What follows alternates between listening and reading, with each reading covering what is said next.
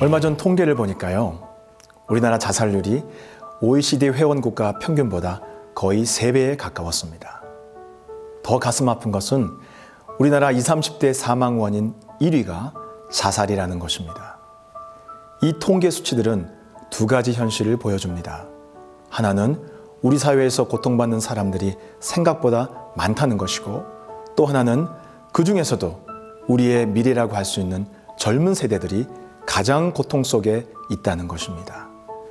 금수저, 은수저와 같이 출신 배경에 따라서 기회가 달라지는 사회 현실, 심각한 취업난, 미래에 대한 불안감 속에 젊은이들이 힘들게 살아가고 있습니다.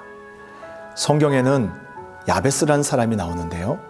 이 야베스가 살았던 시대도 참 힘들었습니다. 야베스라는 이름의 뜻은 고통이라는 뜻입니다. 성경을 보면 아이의 이름을 지을 때 아이가 태어날 당시의 상황을 담아서 짓는 경우가 많습니다. 모세는 첫 아들을 낳았을 때 이름을 게르솜이라 지었습니다.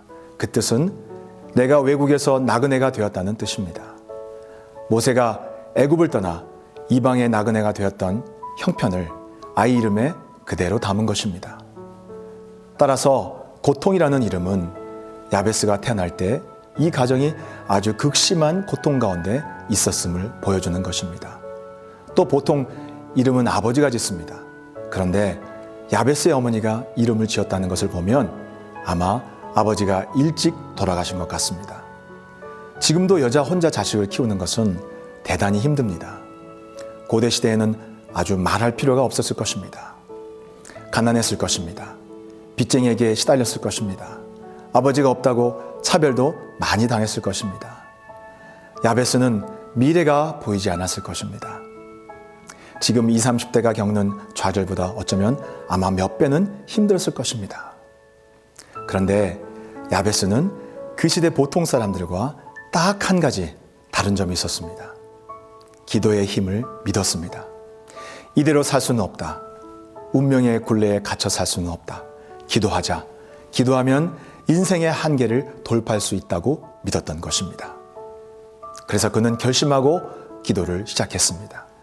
역대상 4장 10절에 보면 야베스가 이스라엘 하나님께 아뢰어 이르되 주께서 내게 복을 주시려거든 나의 지역을 넓히시고 주의 손으로 나를 도우사 나로 환난을 벗어나 내게 근심이 없게 하옵소서 하였더니 하나님이 그가 구하는 것을 허락하셨더라 했습니다.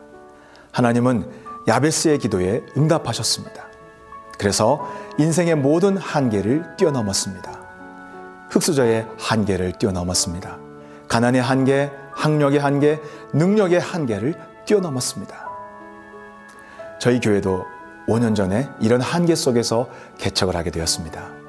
갑자기 개척을 하게 되어서 개척 자금도 또 사람들도 준비가 되지 않았습니다. 요즘 개척을 하면 1%만 살아남는다고 합니다. 선배 목사님은 저의 상황을 보고 개척을 말리셨습니다. 그런데 어느 날 우연히 지나가다가 한 기도원을 방문했는데 그 기도원에서 주일 예배 장소를 빌려주었습니다. 그래서 기도원에서 개척을 준비하게 되었습니다.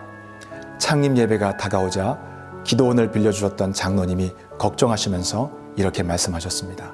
목사님, 고기를 잡으려면 고기가 많이 모여 사는 아파트로 가야지 주변에 사람도 없는 이 기도원에서 개척하면 어렵지 않을까요?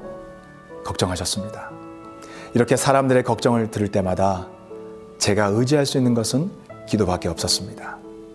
그래서 야베스처럼 간절히 기도했습니다. 하나님, 저의 한계를 뛰어넘게 해주세요. 저의 지역을 넓혀주세요. 저는 아무것도 없습니다. 하나님 한 분밖에 없습니다. 두려울수록 절망이 느껴질수록 더욱 간절히 기도할 수밖에 없었습니다. 하나님께서는 저의 기도를 들어주셨습니다. 기도원에서 3년 만에 100여 명의 성도를 모아서 자립을 하게 되었고 이곳 세곡동에서 둥지를 틀 수 있도록 도와주셨습니다. 오늘 야베스처럼 고통 가운데 있는 분들이 있습니까? 포기하지 마십시오.